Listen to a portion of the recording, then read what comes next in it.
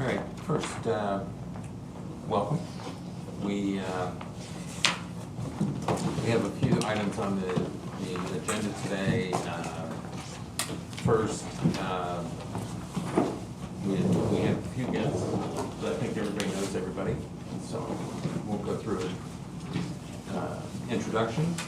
The second, we have the minutes of the last meeting.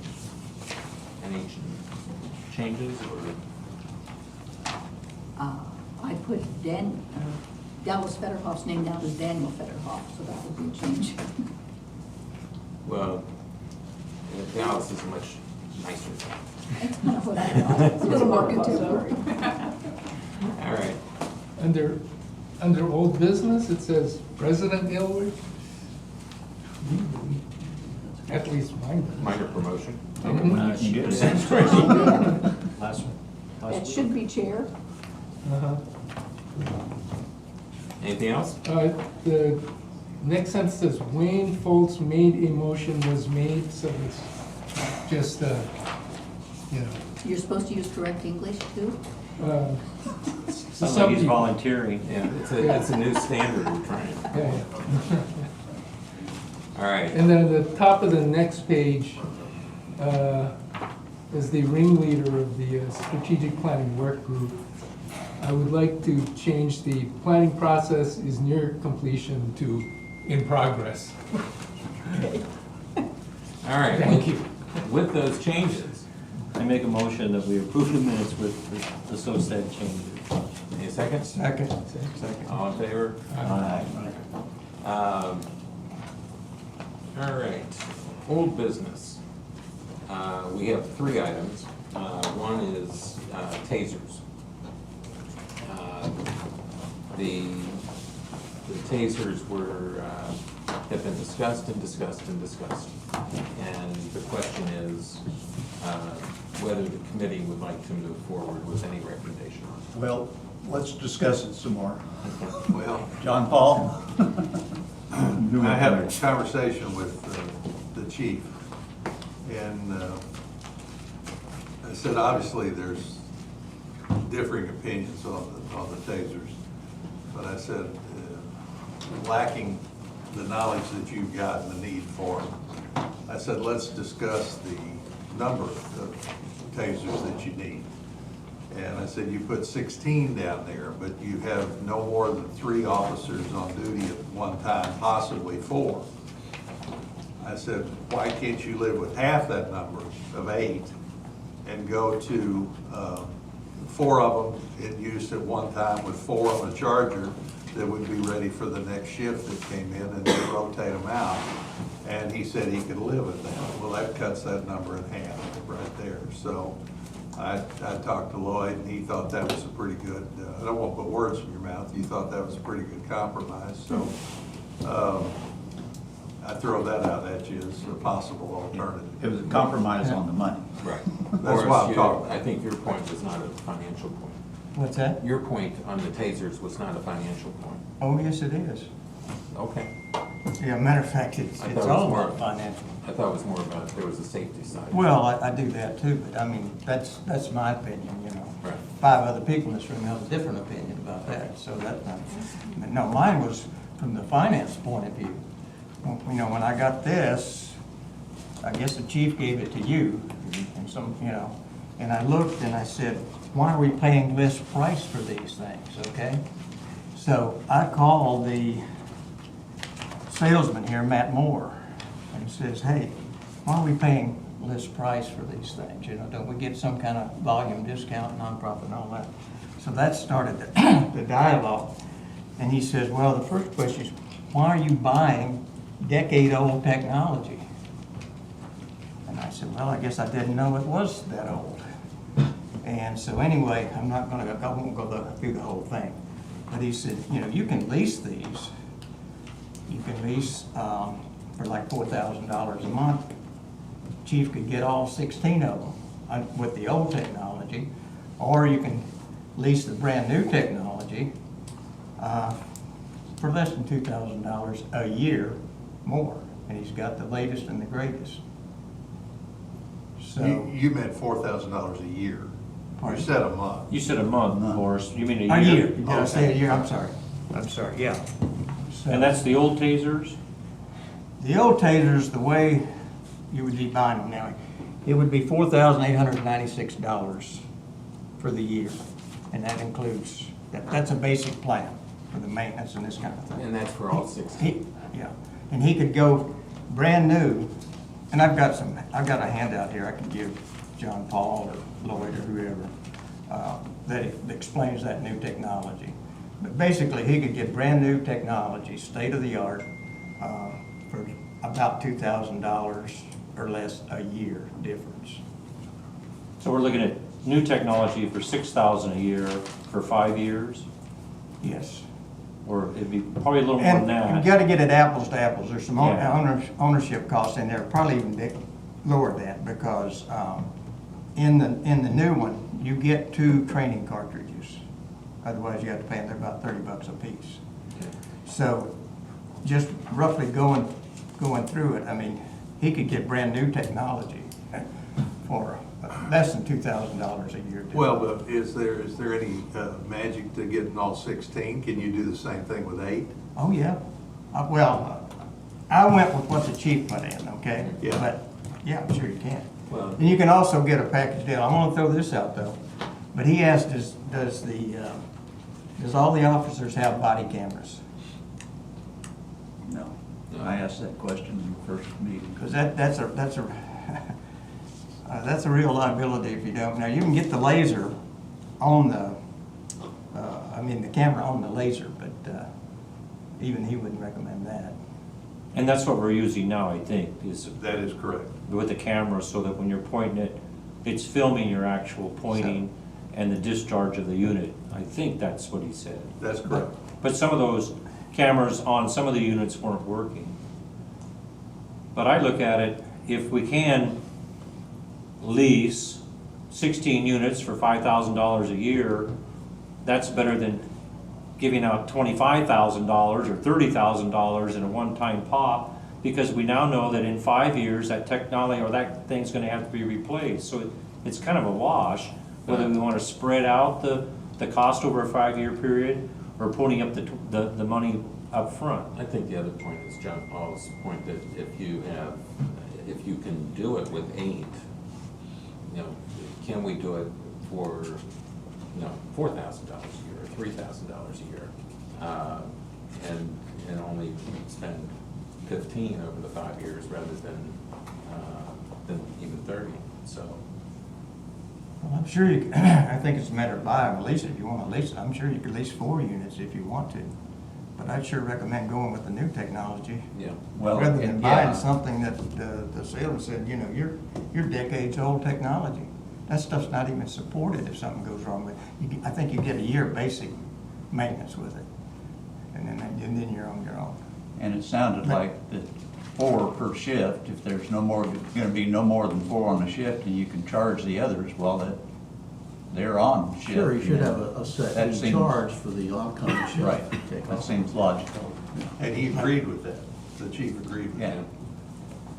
that. So do we want to make a recommendation that we lease instead of buy?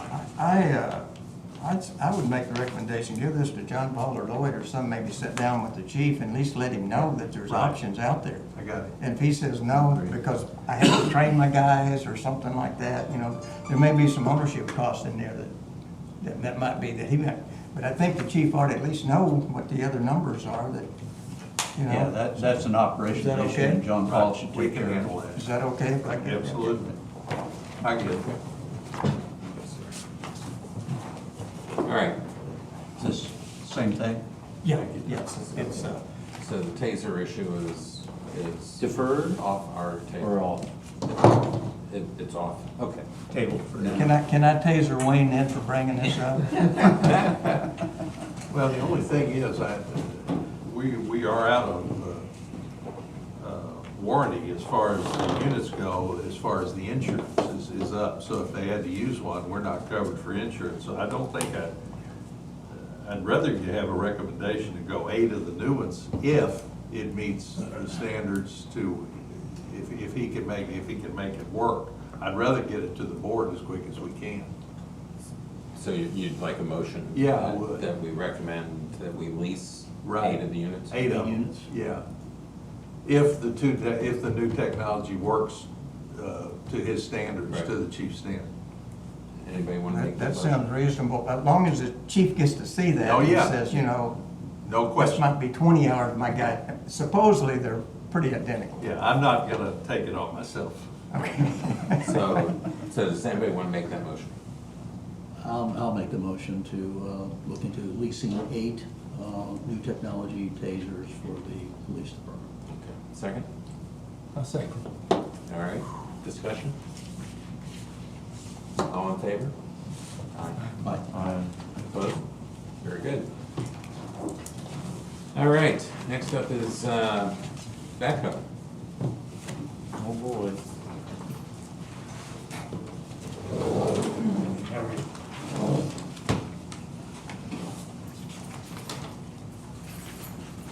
Dallas has done some homework. I believe I have. We have. Done quite a bit of research.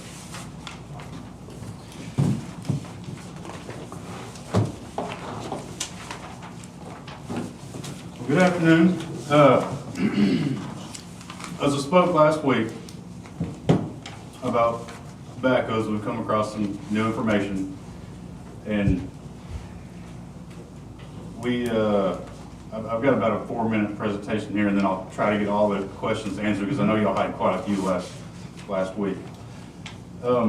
Staff and I have evaluated all the backhoes at the Hot Springs Village POA for utilization rate, usage, maintenance cost, existing value, and staff has also evaluated our current investment to date on the 3 leased backhoes. And we recommend, based on that we purchase all 3 of them. The value on the 3 backhoes today, are about 50% of brand new. So we paid off about 50% of these backhoes, which is, there's $65,000 now. The total of 3 would be about $195,000. And the value on the open market is more than that. So we are getting a good deal on these backhoes. The POA is invested approximately $195,000 a day in lease payments. And like I said before, we've paid off half the value of these backhoes. Then to preserve the investment and to capture the better market price, we do recommend purchasing these 3 backhoes. Now, we've come across some new information that since last week, and the POA currently has 9 backhoes total. In my system, I was missing some backhoes, and I got with accounting, and their system had those backhoes in there, so I went and found them and plugged all the numbers in to reflect what we have for y'all today.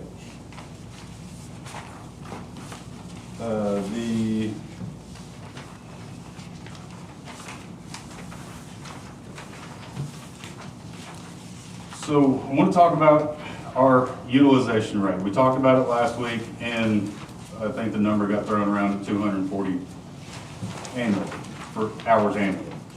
That's not correct.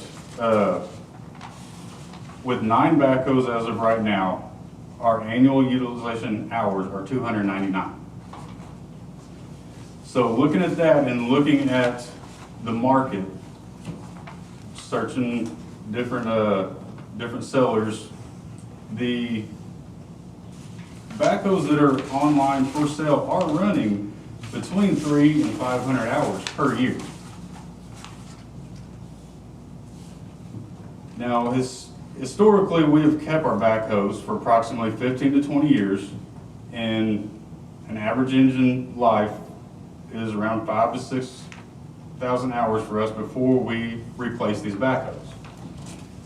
And this would equate to us being at 333 hours, we'd have 5,000 hours on the engine in 15 years. Around 300 hours annually would put us at a 20-year.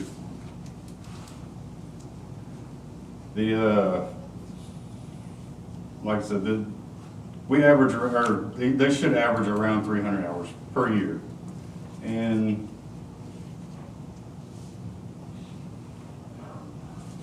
the chart that is on page 2 shows you that we could go down to 8 hours and get more usage out of that. That would produce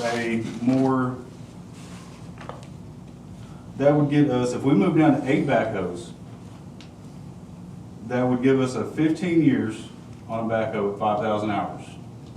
That would give us 18 years at 6,000 hours. Now, the reason we want to buy these backhoes is we have 5 backhoes in our fleet, 3 backhoes that are 20 plus years old, and we have 1 backhoe that is 17 years old. So these backhoes are gonna come up to where we need to replace them in the near future.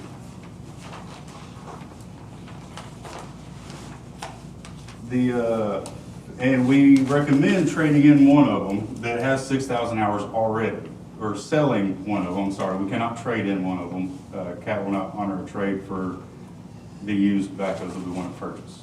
So we would outright sell them, send them to an auction to get, based on market value, approximately $16,000 to help pay for these 3 backhoes.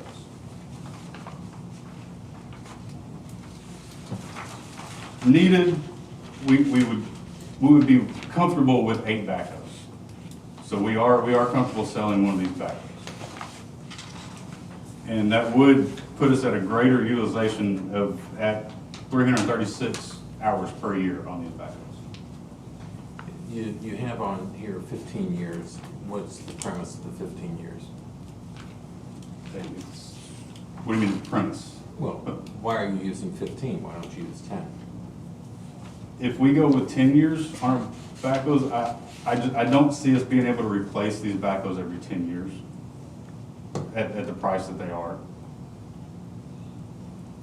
Especially if you wanted to finance them. I mean, we're financing them for 4 years. If you purchase a brand new one, you can finance them up to 72 months.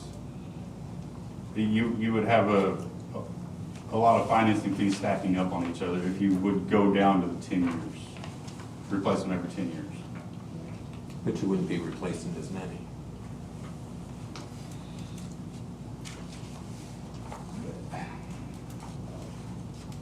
If we, depending on the area we use them, if we rotate them around, no, we could average out the hours on them. Well, my point there is if you have fewer pieces of equipment, you have fewer maintenance things that you have to do to pieces of equipment. And Yes. so Well, if that's actually you're not, running it on a 10-year cycle, instead of having 9 or 8, you run it with a lower number. you will have, I think this right here is the most important part. It basically tells you that the ideal hours per backhoe will give you the ideal in 15 to 18 years. at the bottom of the spreadsheet. Yeah, the little- The backhoe usage. I mean, that pretty much, The asset life. it pretty much tells you it's a preferred. I can see the preferred at 336, and for 15 years, you've got 5,000 hours. And that way you're not overutilizing, 5 of them, but you're properly utilizing 8 or 9 of them. Do we get that preferred number from the manufacturer or? Caterpillar? No, the preferred number is not from Caterpillar. They actually would not. They gave me a wide range of what they get in, or what they have to work on, which was 300 to 500 hours, is the average hours. Now, the operating condition, where it says current, preferred, lean, deficient, non-feasible, that's actually for our operating. If we went down to 8, that's preferred, we can do that, not a problem. If we went down to 7 backhoes, that is running a lean fleet, which would mean it's doable. If we went down to 6 backhoes, we would have to start trailering backhoes to move them around, which means we'd have to have the right equipment, the right trucks, the right trailers, have more CDL drivers, and more employees that could drive trucks with trailers in that nature. And your anticipated annual cost for having that?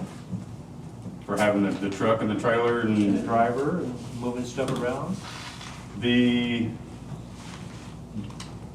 if you want to buy it outright, the truck is around 150,000. The trailer is around, I think it was around 20 to 30,000. I think it was around 20,000, I believe. And then the annual cost for extra employees would be around 60,000. Okay. But they would only do that once or twice a week, or, No. I mean, no, that'd be full-time? That would be full-time. We have guys running around all the time moving these backhoes. We have incidents that come up and projects that come up all day, every day. And we have multiple departments that as soon as this department got done, it would have to be moving to another department. So those employees, I mean, and they couldn't be on call 24 hours a day, so we'd have to have more than one or two. It takes 2 to load and unload a backhoe. We'd have to have an extra for weekends or on call so we can rotate out the schedule. Once the one gets done with the project, they'll move to the next project. Once that project is done, it'll be moved to the next project. And it'll be a cycle with 5 backhoes. 5 to 6 backhoes. It would be a process that is quite, I mean, it would cost quite a bit too. So on your chart, E71 had an average annual maintenance cost of only $1,000, and it has 522 hours annually is what you estimate. And yet, the other two, one is 2,900 and the other's 25. Why are those costing more on maintenance than the one that you're using the most? Better driver. I don't mean to put you on the spot. It but I honestly would- depends on the department and the employees that run it, and that's really the main. The correct answer would be, I'll defer that to the department manager who will answer that question for you. Department manager. Well, do we have a formal training program for these guys to operate the backhoes? Yeah, we do have training. I'm in the process of revising all the training program. So as of right now, I'm just trying to go through everything and get everything more streamlined and consolidated. Tell them about the difference in the old ones and the new ones too. That's interesting. Yeah, okay, so the new backhoes, they're called a wobble stick. They have 2 joysticks. The older backhoes are a 3-stick. The older generation of operators like to run the 3-stick more. Also with the 3-stick, it is I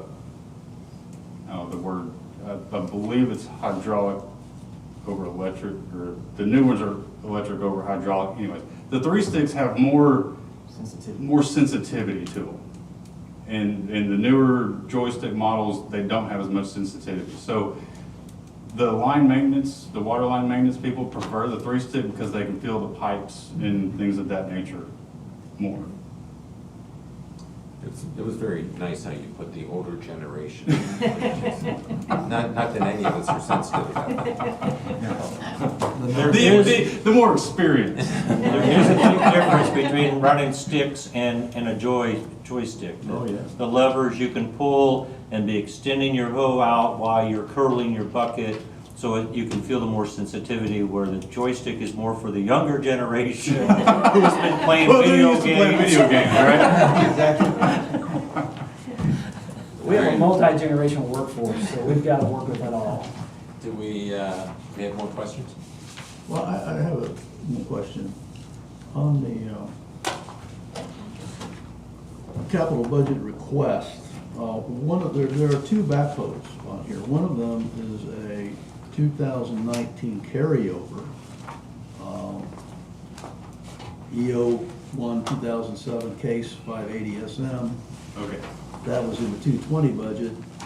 And the replaced E11 backhoe in the 2019 budget carried over.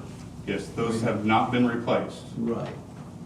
So we were looking at adding one in 2019, adding a second in 2020.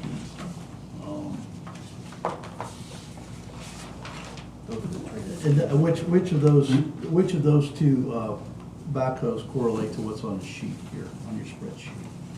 The E01 is the I very guess I top. can go there, yeah. Yeah, E01. E01 is the very top. I believe Okay, E11 is a typo on that, because Well, there's E11, yeah, backhoe. I believe that one was supposed to be E07, not 11. Okay. Yeah, because you don't have 11 on your sheet, okay.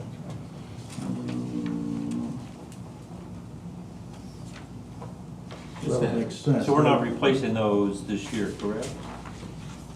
No, they're The still. three that you're asking for is the only three that you're asking for in 2020. Yes, and then we are going to come up with a solid replacement plan for our other backhoes that are 20-plus years old that really need replaced.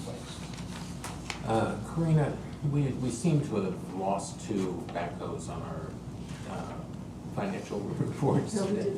No, they were in our fixed asset listing, they were not in E-maintenance, which is Okay. what he has The program access that I to for tracking all of our vehicles and equipment. But they were in our asset list. Yes, and so that's when he was provided with that, and he was able to realize, and he went out to make sure we actually still have them. They were stored at the golf courses, on different parts of the village, so they could be moved.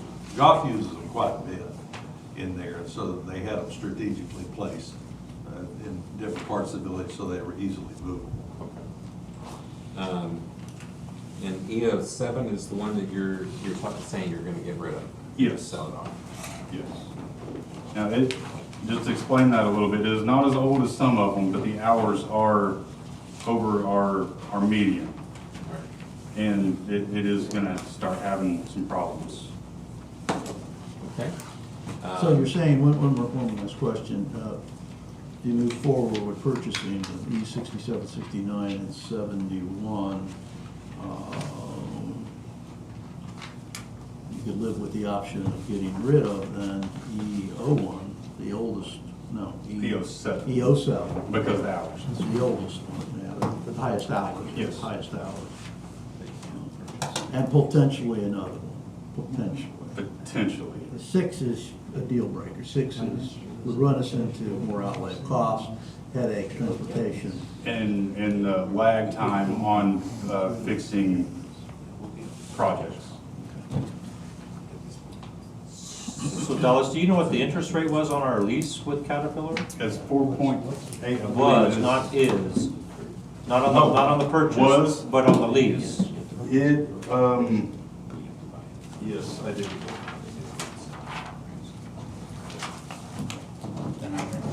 That's a pretty good deal.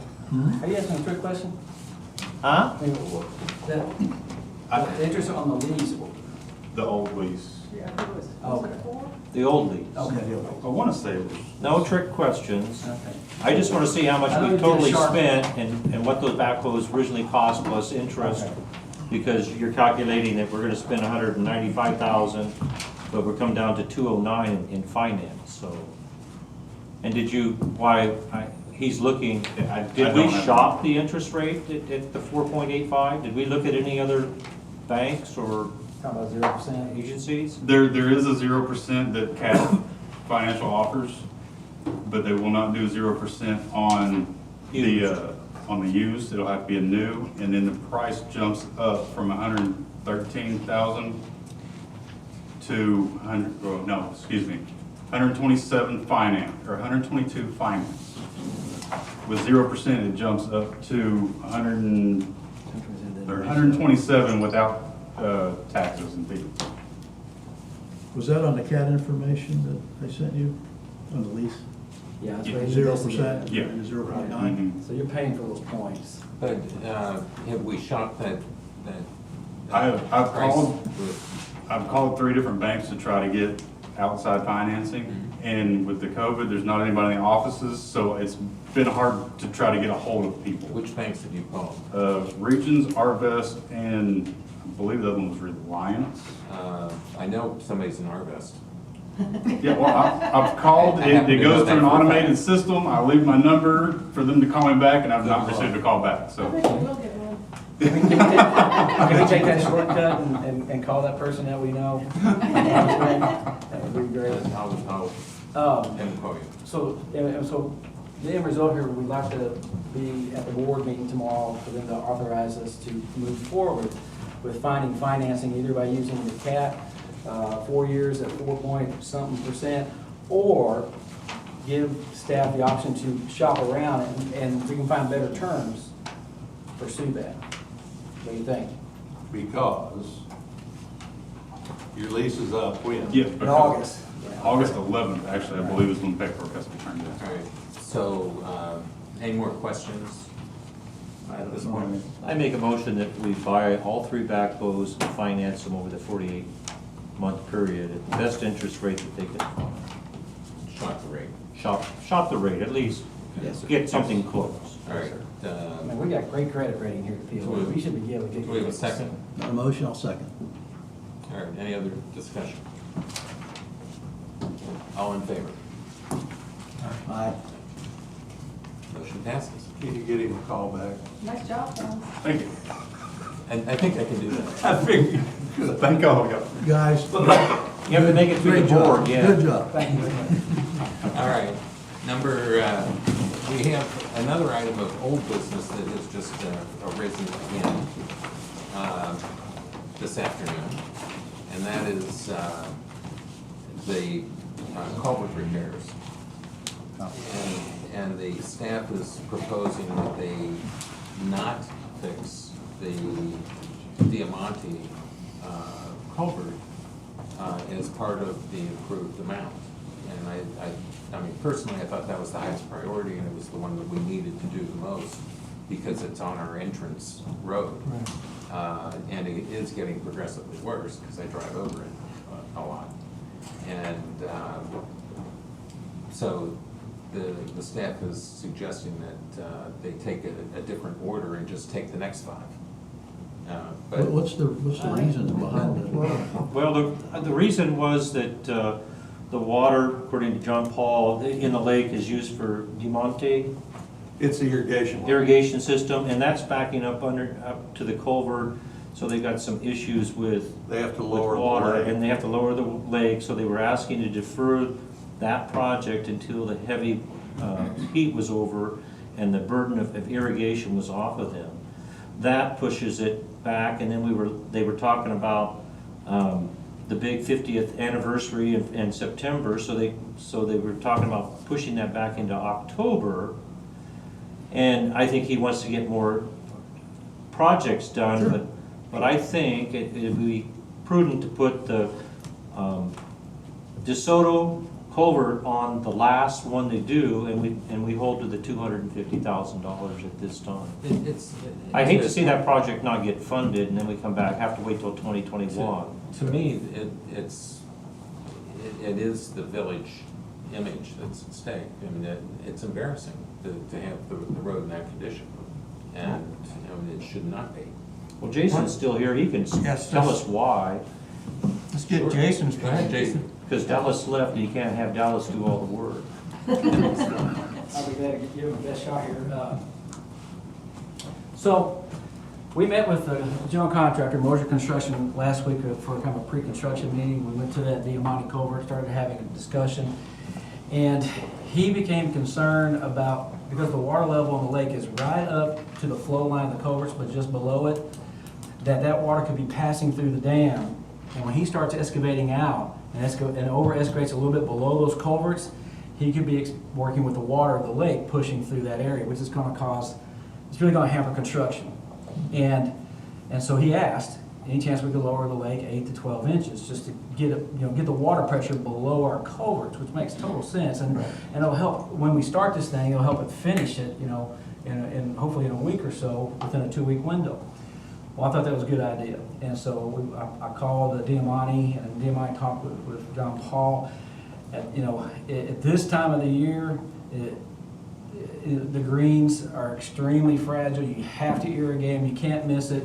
And if we lowered the lake a foot and something happened to the river intake structure out there at the Milford Creek and they weren't able to resupply the water back into Diamante for a 2-week period, a lot could go wrong at the Diamante Golf Course. That's my understanding. So that's why we came back to ask if we can move it to October. The one other thing that we can do, we talked about this at the site, was to go ahead and take a boring rig out there and bore down through the pavement down to an area below the culverts and see if there's water coming through and verify it in the field.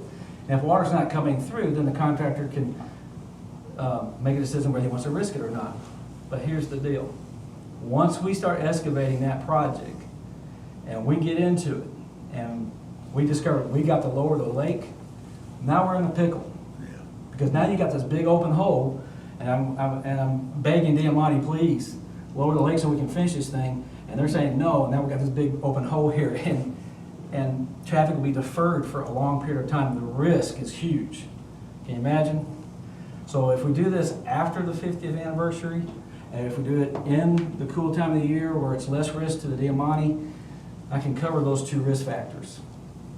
But we were talking about spending $1,000 and going to go ahead and boring and just see if that's what we're dealing with or not. So, and if I give the contractor that go ahead, you know, we kind of know what we're getting into.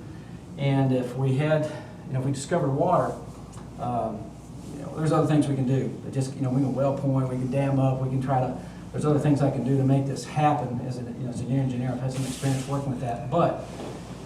What I really want to see happen is the day we open cut, we're done within a week. Nothing gets in the matter, but I'm asking for a 2-week window for contingencies. And that's the conditions I really want to move forward with that, because you can imagine who's going to get it. Yeah. The, Is Well, there Jason, what potential is your that- recommendation? You wanna wait till when? The road will function till October, but we can manage those plates and keep the plates there. Yes, that is definitely an eyesore, and it's just a hit we're just we're going to have to absorb.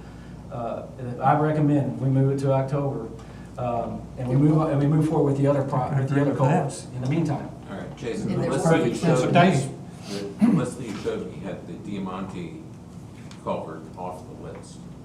You had the next 5 I do. projects. And you mentioned that at your Public Works Committee, that you would just move on to the next one on down. Right. Which concerned me, because we really want the DeSoto fixed. Right. Can that not be the last one the contractor fixed? And when, if so, when would that be? Of the 5 we gave you, or the 250,000 that we gave you, when would that be? Would that be still in September? Oh, we could finish the 5 in 5 weeks. I mean, I can finish. I've got a new list here, and actually we can do 1, 2, 3, 4, 5, 6 at 214,000, and then we only have 3 left that we can get done before. But that takes Diamante off the list. Yes, Yeah, because that's a $90,000 project. Yeah, and that's Diamante after, you know, and then we stop that, and then we wait till October, and we come back and finish out the rest. And, How about that? and I think the concern is that if that Diamante goes off the list, it may not get back on. That's Oh, no, correct. no, no. No, funded. Funded. It may not get funded Right. this year. Right. It will get done. I mean, that's the next thing. Well, is- no, Jason, Right, but it if might there's be no money, you don't get it done. That's Guys, how it money, no works. fun, that's for sure. Well, I think, For the you know, configuration of the roadway? I'd stop short of saying that, because there's plenty of other grain on here that we could take off and divert funds A lot of to it's that already project. spent, John, a lot of it's already spent. What's that, spent, all the grain Spin or spent? contract or Already in the gone. works. That's why it's green. So I'm concerned that you get through and it's time to do that we may not have additional funds to give you, Allocate, yeah. to give back, to finish off that. So you need to save 90,000 out of your list in order to do that. And I don't know how that's gonna work with your contractor. But even if we paid the $800 or $1,000 for him to come back into the village and bring the equipment, that's a safety thing that we're gonna be sure that gets done. Yeah. I mean, we've got other, like you said, we've got other capital items that we can put on hold to. Oh, really? To wait. Well, which one? Well, we got a lot of things in public works that we can possibly put on hold that are still already, are kind of already on hold. But they're green. Yeah. But again, it's all about the, do you really have the money or not? Honestly, I'm not sure we have a choice. I think I think we have to wait till October to find that for a risk. And in the meantime, I will come up with a plan to show you how we will finance that. It's only, like you said, it's less than $90,000. That's a small project in our world. Yeah, what I would suggest to you is you leave Diamante on that list and tell us which of your other projects you want to put on hold to fund the rest of your culvert repairs. Yes, sir. We'll do that. Okay, but I would not take Diamante off that list. No, Say that one more time. Jason said he has projects that he doesn't have to do, Okay. that are on the green list. So tell us which ones of those you don't want him to do Well, I mean, to if- fund the remaining culvert repairs. For example, we've got $275,000 dedicated for road surface treatments. Very important topic, very important, but it's still out there that could be put on hold until this gets cleared. And so basically, we could borrow $90,000 from that dedicated capital fund to cover this. Well- And there's things like that that we can manage, and I'd be glad to give you that plan. We can get 65,000 for a backhoe, just only like to. I mean, Let's just keep the topic. But Jason, what I think the direction is we have a priority project, which is the Diamante culvert there. And the concept of taking that off the list and spending that money elsewhere isn't an option. Never said that. Yeah, Never said I that. didn't hear that. Never That's what I was intended to. saying. No, that is what you're saying. When you say, we're not going to do that project, we're gonna do the next 5. That's what you're saying, is you're going The to change that priority. That is a priority project, and that's the one, that was the first one that everybody felt should be funded. Agree. What we're saying is, we have a $488,000 project that we are sequencing the construction on. All we're doing is moving that part of the project to the tail end of the But project. you don't. You have a $240,000 project.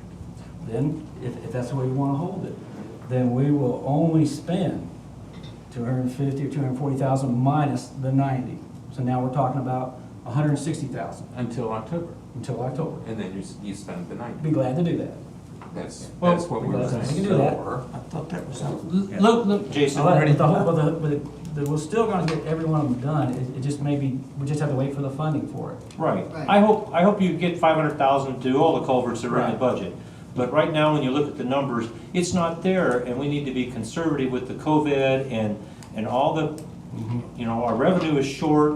We need to really be conservative and take stuff off the table. And if you can pinch pennies in a department where you don't really need to do something that you can delay, that would be very beneficial to all of us in the POA, because it frees up more money down the road for capital expenditures. The less we subsidize departments, the more money becomes available, maybe, to do capital projects.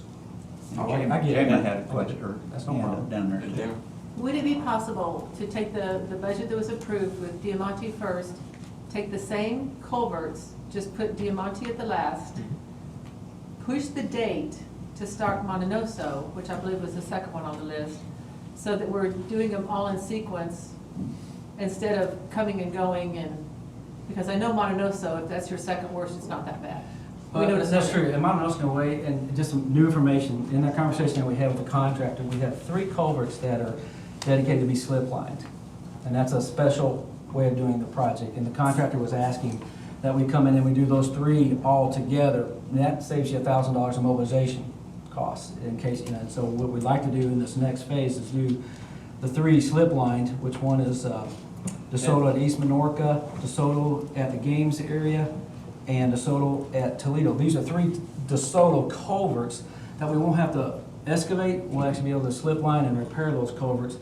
And those come up to 25, 40, 65, 55, 90, there's $90,000 right there just to take care of those. And then whatever, the next one that we want to do. We have to get Diamante on a schedule. What is the earliest that the greens will be safe? I mean, I know you can't predict the weather, but, October, October. so October 1st, October 15th, middle, and then back it up to the other culverts and make sure that Diamante is on the list, because I agree with Dan, that's our image. Mhm. I mean, I'd like a sign that says, this has been funded, we're waiting for the greens to be happy. Okay. Yeah, that's no problem. So we'll move the Diamante and the budget for Diamante out of the 250,000 that we've talked about With the date. with the date to October, and I'll get that date.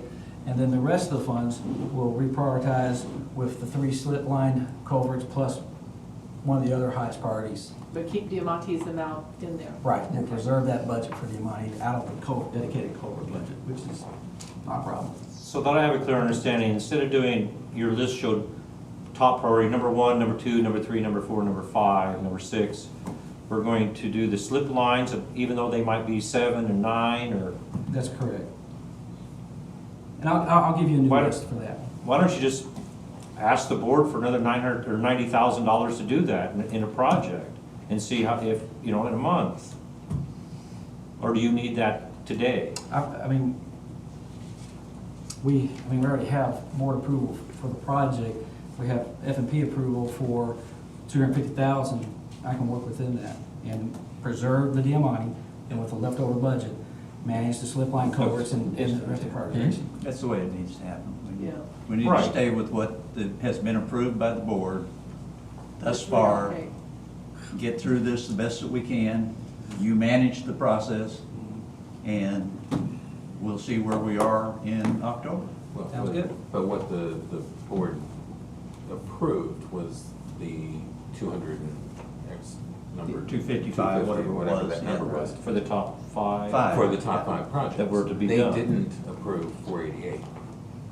Right. They approved the $500,000 budget, because there's always contingencies. No, what I'm saying is, they approved 240 or 250, whatever that number was. They did not release funds to do the rest of We the only project. released the funds for the top 5. Right.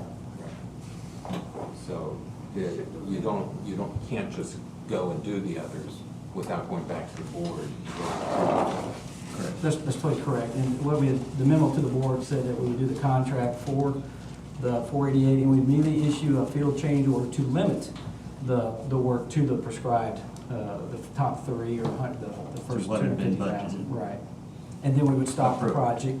Project would still be under contract, but it would be stopped until we get approval from F&P and the board to continue with identified funding. Is there a time limit on that? Not really. The stop, between the stop and the actual? So what? Because you're telling me that we committed to $488,000 in contract, but we're only gonna do the first 250, and then we're gonna hold. Yeah, the contractor is aware of that, and the contractor is aware, remember, the volume prices that we got is conditioned on him doing all of the work, but that we can sequence that work throughout this year and maybe into the next year a little bit. So I figured we're gonna do the first 160 before the 50th anniversary, and then we get into we'll do the October project, which is the Diamante. And if we have funding by then, we'll finish the project. If not, we'll do the Diamante, stop, and then wait till we have funding, and when we do, we'll bring the contractor back and finish it. Yeah, the understanding was that he could spend up to the amount that the 255 or whatever that amount was to take care of these, and then would have to come back to the board again for the release of the remaining funds for the 488. Okay, Thanks, guys. everybody in agreement? Got it. Okay. Thank you, Jason, very much. Thanks, Jason, appreciate it. Thanks, Jason. All right, Ray, did you have anything you wanted to report on? Yeah, if you don't mind. Sure. Just take a minute. Since we met last Tuesday, we've had 2 meetings of the marketing subcommittee group. The meeting this Monday was to give the marketing subcommittee members who weren't on the previous subcommittee, marketing subcommittee, chance to talk to Jamie Caperton and understand what she's doing and some of the processes she's doing to gather leads and what she does with those leads and how she's marketing. So it brought them up to speed. We spent about an hour and a half with that. And then we went into a fun part of the meeting. We went into a brainstorming session where we took the various experts that we have in marketing and trying to explore ways that we can, at no cost, little cost, or maybe revenue generating, make things happen here in the village and also marketing outside the village. One of them that came up, and I've got to do some more digging on it, is the Senior Olympics. The Arkansas Senior Olympics seems like a perfect group of folks to have out here. They need a pickleball place to hold the Senior Olympics in Arkansas for pickleball. So they're looking for a pickleball court. They're looking for a beanbag toss court. They're looking for a place for a 5K run. We may not be the place for a 5K run because our streets are fairly narrow, and blocking the streets for a run would probably create a lot of havoc. But we're exploring that, and we think that it could be a good deal for us. There's some concerns about COVID, so we're trying to understand those as well. The second meeting that we had was Paul Day, who you met last week, who I erroneously interrupted as introduced as Grand Poobah of IBM. He is a man that has built budgets for very large companies. He and I, Jamie Caperton, and Paul Sage met today to begin the process of laying out the plans for the 2021 budget. Paul built about 12 steps that we need to go to. And step number one, which is probably, I don't know if you guys have the answer or not, what is the anticipated revenue for 2020? What is our starting point going to be? Does anybody have an idea on where that's going to be? Not for 2021, but for this year. I would recommend that you look at the current budget I did. and not go above that revenue number. So it sounds like we may actually hit that revenue number. No, I didn't say Oh, I that. think you should okay. discount it. That's kind of what we're looking for. You should take a look at the year-to-date actual, which is through 6 months. Okay, And I wouldn't expect anything any better than that. no for growth the from second that. half. Yeah, I agree. It's pretty spooky out there right now for everybody. That would be kind of a safe way to look at it. Yeah, to anticipate that we're going to recover dramatically, I don't see it. that's a long shot. Yeah, I don't see it. And to anticipate that next year is gonna be much bigger, it would not be realistic. Yeah. So I don't wanna say a number right now of what, that forecast says, but, because there are still a lot of variables, but certainly we know that, you know, as you look around the entertainment business, that, and much of what we do is entertainment, that their numbers are off dramatically. Yes. Across the board, so. Yeah, one of the things that we talked about was the flight to the country. We're hoping that, you know, we're seeing that across the country where people are seeking safer places to live and Yeah. less congested places to live. That, you know, we're hoping that some of that's gonna help us, and we're looking at how to market to that as well. But we were looking for a starting point, and I have a starting point now. Well, I can tell you that the activity level in the real estate community hasn't slowed down. Right. So that's the good news. The bad news is the country seems to be pulling back again. It's crazy, isn't it? So we don't know how that's going to totally impact us. Correct. Yeah, I would not want to be planning, well, I'm gonna be. I'm not looking forward to planning a budget in this environment. It's gonna be extremely difficult to do. So I have a comment. Sure. So many years ago, they had a triathlon in the village, and they Okay. blocked off the streets, and so that they had a place to run and I guess do their bicycle and then swim out at DeSoto. So that's feasible. It just So 5K may be feasible then? yeah. Absolutely feasible. Okay, Yeah. cool. Yeah, and it was well publicized and people knew, and I was still living in California, but I happened to be out here, and it wasn't a big deal, because there's always an alternative route. Wasn't there So- a 5K part of it? Yeah, oh I yeah. think so. Yeah, Oh, good. Had for years, they had it for years. Yeah. and I think the impression was people liked it rather than being a nuisance. It wasn't a They- problem. They actually Yeah. liked it. Wasn't a Good, oh, problem. that's good to hear. They also ran it early in the day on like a Saturday or something, so. Nikki Choice has become my contact point. She's the person that started spearheading this a few months ago, and I think it kind of hit the skids, and we're trying to revitalize it because they really do need a pickleball venue, and we have pickleball. Got that? Yeah. Well, my What? second comment is, if you're gonna have a pickleball tournament, For outsiders in that, we have some work that needs to be done on the courts, and they're currently working with the contractor for repair. Okay. So I don't know how far out that is, but a lot of those courts are not tournament suited because there's ripples in the court itself.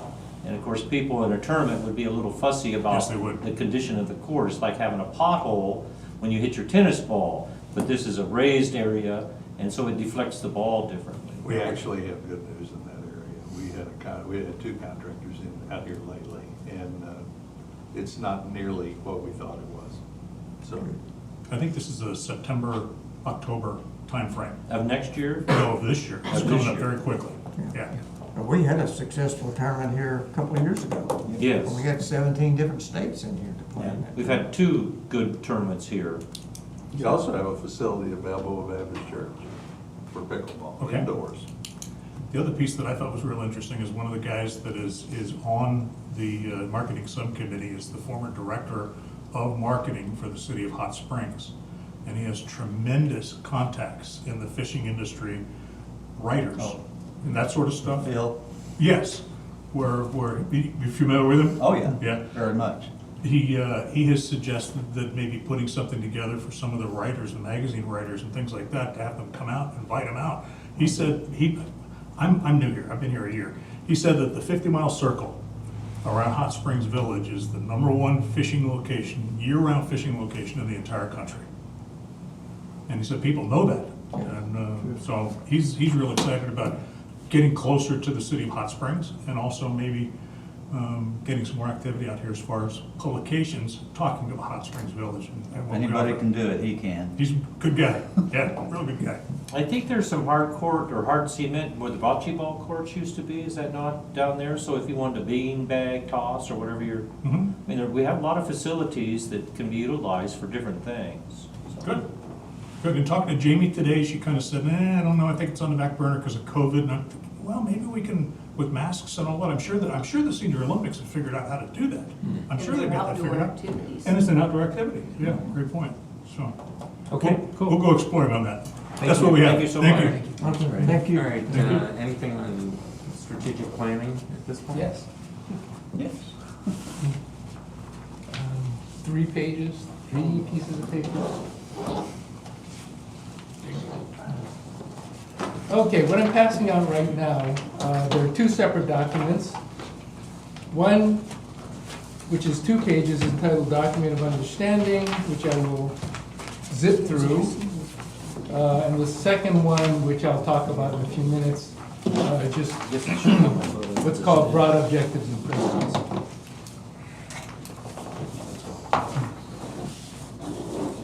These different pages. Okay.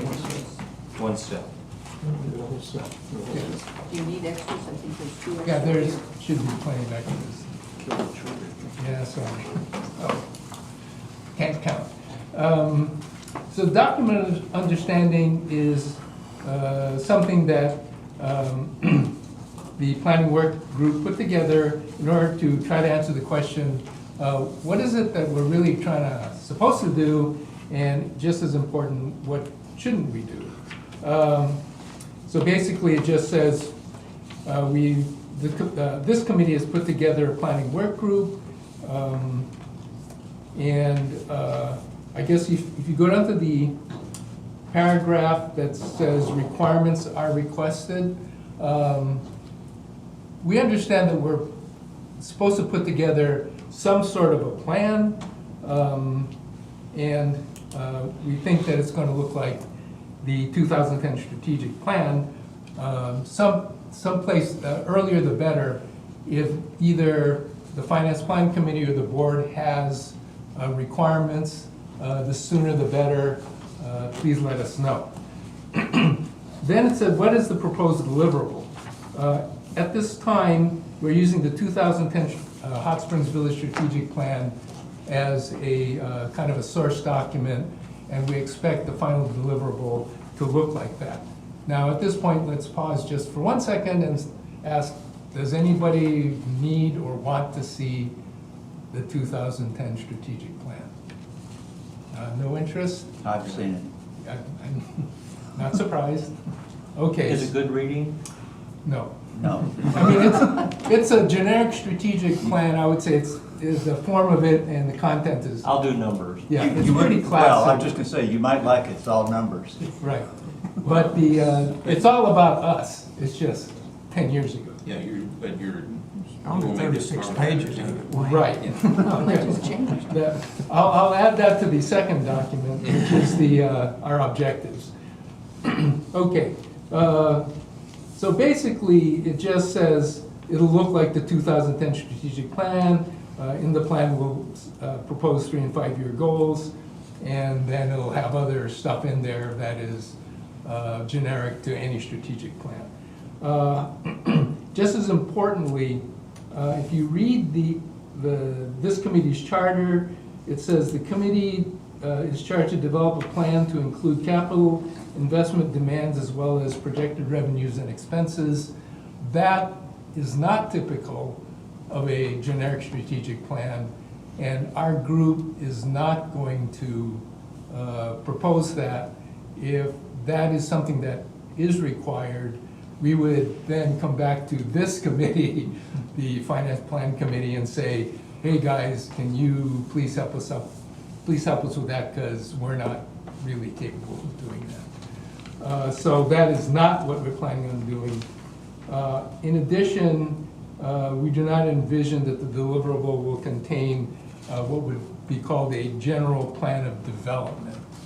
So it's not going to have this look and feel of the CMP with pretty pictures and where we're going to put a quote town center and stuff like that. We may possibly say we need something like that, and there are elements of a plan of development like things that address commercial development, things like that, that may be in the strategic plan, but. Well, the original concept Right.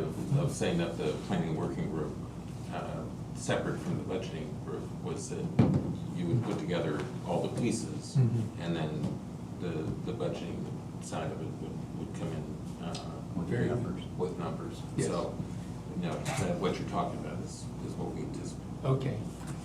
Then following that is a high-level process flow and timetable, which is, for the most part, stolen from the 2010 strategic plan. They took 10 months in total, and I just replicated their timetable. If that timetable is way off from what you're thinking, then, please tell us, and we'll change our plans. So basically, that's what we're proposing, and we're asking for input or requirements if there are any. Okay. That may be something that would be subject to the meeting, just going through that. Right, okay. And then, of course, requirements will pop up over time.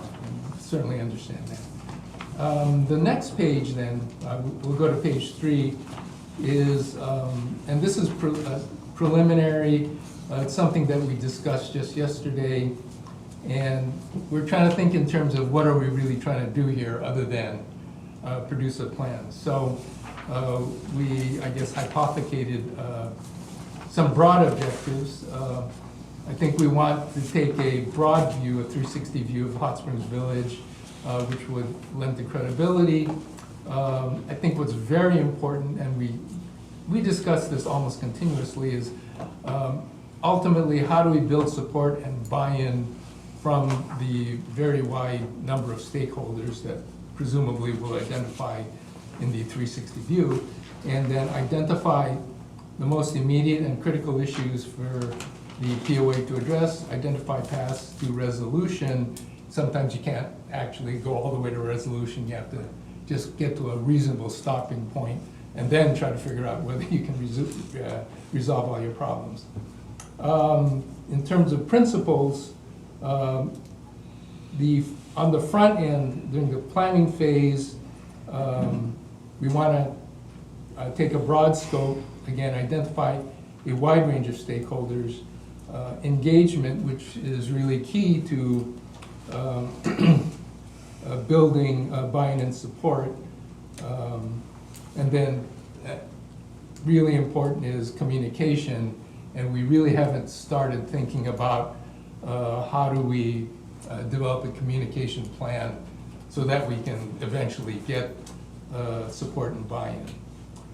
At the back end, which is probably, 6, 8, 10 months from now, at the execution phase, we think that we're going to try to emphasize metrics, execution, which means getting stuff done, and accomplishment.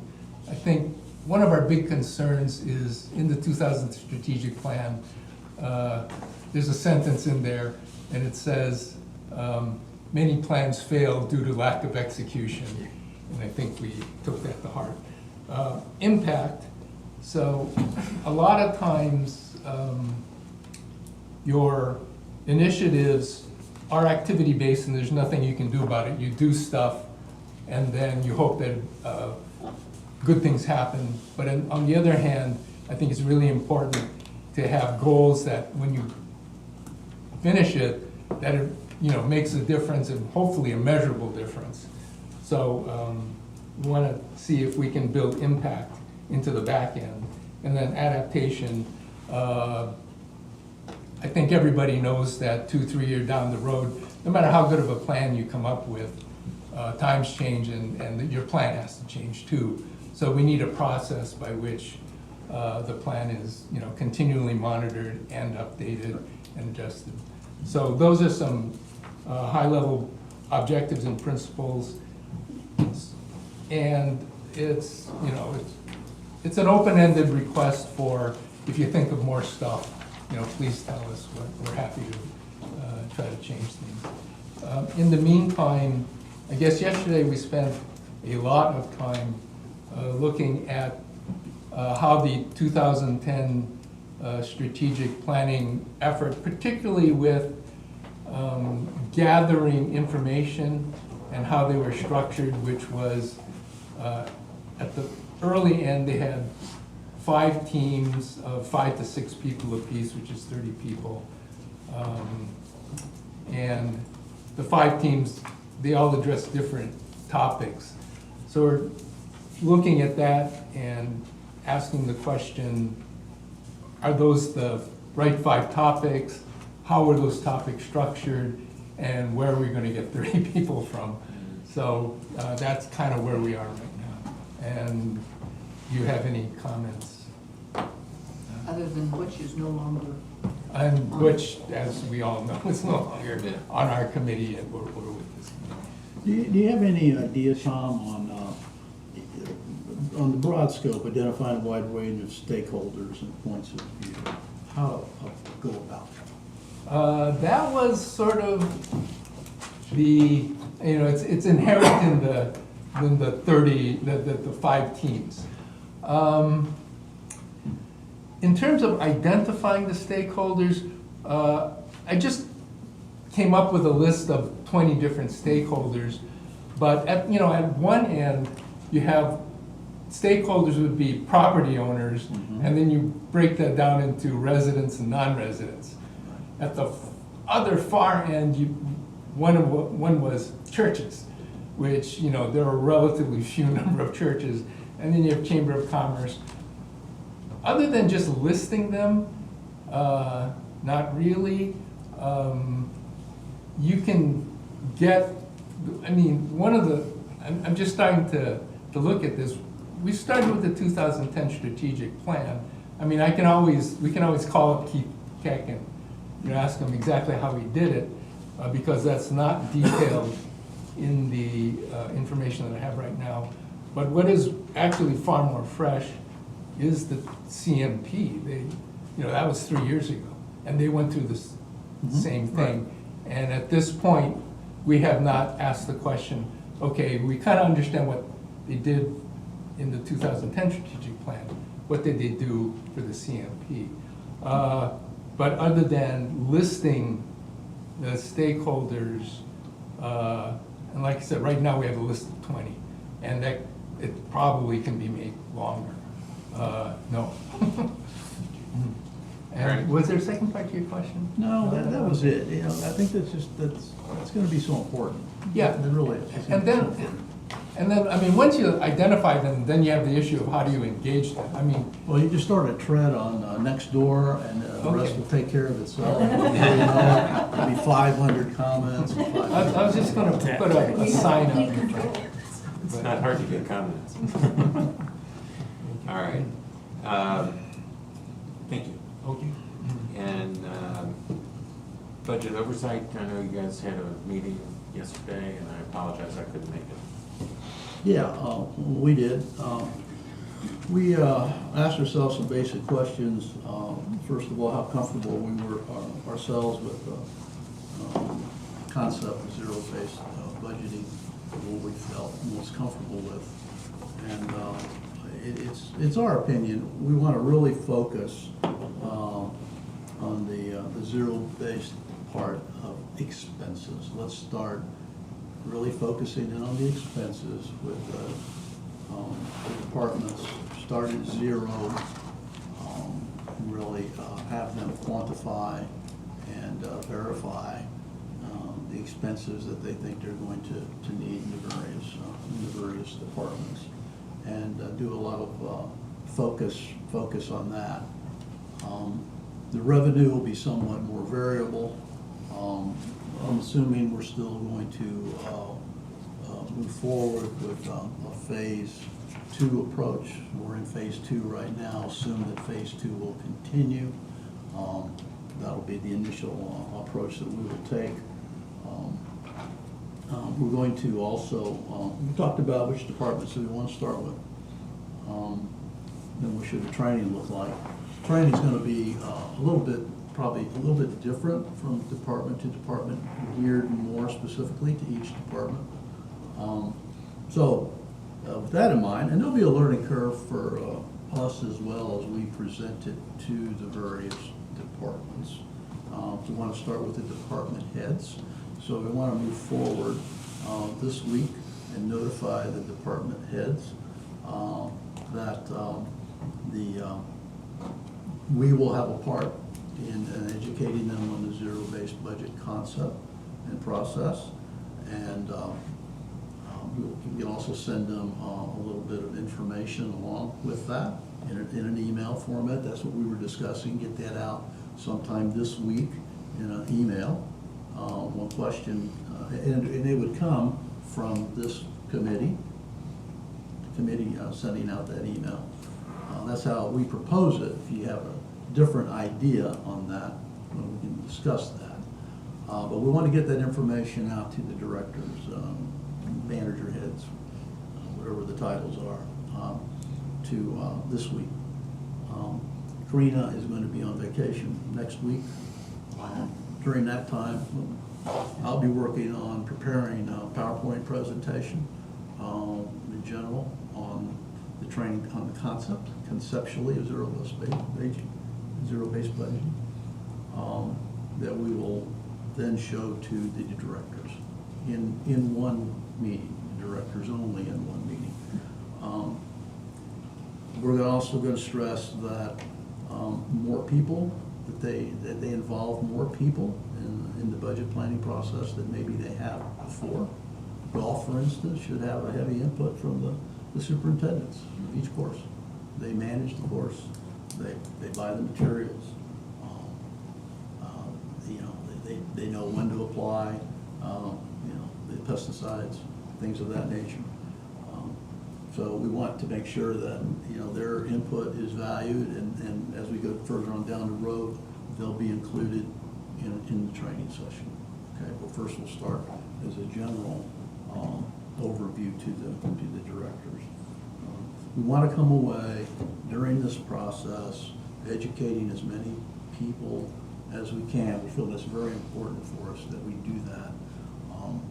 And maybe involve some that might have either been on the fringes before on the budgeting process, or not involved at all, or don't even know what a budget looks like. Okay. Slowly educate, each year, and 3 to 4 or 5 years from now, we'll be further down the road, in ownership of the financials, and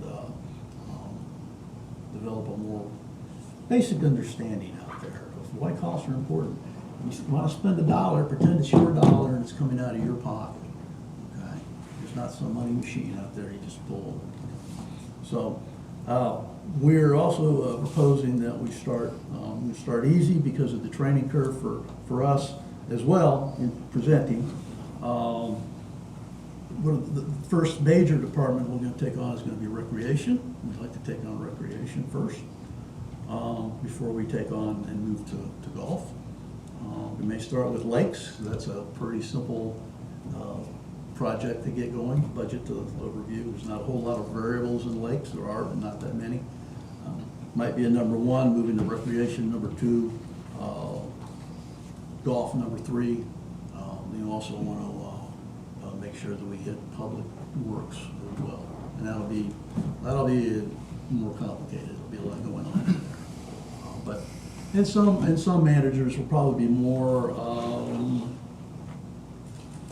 attuned or more budget savvy than others. And so we want to kind of hit those early on too. So we'll do that. We'll discuss when we get into rolling it out to the individual departments and their supervisors. We've talked about where to have those meetings, where to have those training sessions. Might be the Coronado Center, depends on what's available, where we have to social distance and take that on. Email notification to go out this week. I'll be working on training materials. At some point, the week after next, when Karina's back, we'll have our first session. Alrighty, good. Any other comments from anybody? Very nice. Maria's just having a good time, right? There are a lot of people gone next week for some reason. A lot of people gone there? Is it deer hunting season somewhere? Well, yeah, I don't know what it is, but I've got like 5 that are gone next week. Oh, really? Okay, So well, it's a we'll have to good work week that in. away. Yeah. We'll have to do that. I'll need that time We too. need to disable a few cars. Policies and procedures, the investment policy has gone to the board for approval tomorrow. So that's about it for policies and procedures right now. I just want to say thank you to the committee and thank you for joining the committee and for working with me on it. As you know, I have resigned as treasurer, just simply a matter of how many hours there are in a day. And it's going to take up a lot of time. And so fortunately, Wayne has volunteered to step in, and we'll probably just swap seats and. Give them some big boots. But no, I think the committee is in good hands, and the POA is in good hands. I want to thank the Karina in particular and Gemma for all the support you guys have given me. I appreciate that, and putting up with my silly questions and silly emails. I can't figure things out. Yeah, that's okay. And last but not least, happy birthday, Karina. Oh. Oh, really? On Friday.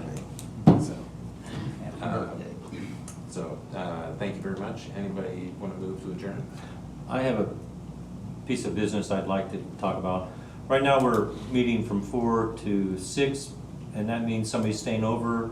We would like to either move it up to like 2 o'clock, 2 to 4, or we could move it to Thursday, but we're going to run into a conflict occasionally with the ACC committee, who meets here twice a month, but they're usually done by 2 o'clock, so. Thursdays are not good days for me. Okay. Is this a weekly meeting or bi-weekly or monthly? On the architect committee? No, this committee. Is it going to continue to be weekly or? I sure hope not, but it's going to be weekly for a while, yes. Then Tuesday's a better day for us. Okay, can 2 o'clock work? That's normally a golf day for me. Oh, Well, Something done if we by get 2. you higher in the lottery number, well, that's, If I like people to tee off at 7:30. Nobody wants to change it to Monday. After hours. Monday would work. Well, Monday they have, they've been meeting with the Recreation Committee, that has been meeting here. This is becoming kind of the central place for meeting, and they have a meeting, Tuesday, Wednesday they had, let's see, no, this is Tuesday. Yesterday they had a meeting at 1 o'clock, and then their regular meeting started at 3 o'clock. So, Can we keep the same day and just try 2 o'clock? 2 to 4? Yeah. I don't have a problem. It's not, your guys are the committee. I'm just the chairperson, and I want you guys to make that decision. What works is everybody here is crucial to this committee. When are you done playing golf? Well, it all depends. Usually we tee off around 9-ish. And I can ask to be in the first group, but that makes it real close. Would 3 give you enough time if we start at 3? Would that give, That would work better for us too. Okay, because they normally kick out of here at 4:30, so we'd have to limit our meetings to about an hour and a half. You can do that, can't you? I hope You're so. hitting it today. It depends on how long Well, John today, Gonzalez wants to speak. We just have to flip the switch at 4:30. Well, when does overtime start for the staff? At 4:30. 4:30. Start, that's an hour and a half. Surely you can get the So, meeting done in an hour and a half. 2:30, would that still crunch? I think, I mean, if Let's- it's bad, I can just leave, golf bad enough, they kick Oh, me no, out I of don't the want group. to, I don't want to do that. Let's start at 3, next Tuesday at 3, Oh. Yeah. 3 to 4:30, and then we'll just kind of play it by ear. I'll see how early they're willing to tee off. We can talk faster. Oh, sorry. I think So so. you said 3 next week? Yes. For here, to apply to this committee. For you?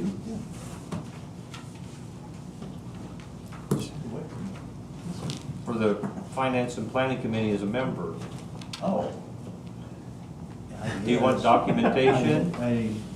Okay, that's just curious. You're asking a protocol question I don't know the answer to. All right, Just put your name and date and that, and then you did the form, and that way if there's a question, you did do the form, and went through the proper procedure, but you better be here Tuesday at 3 o'clock.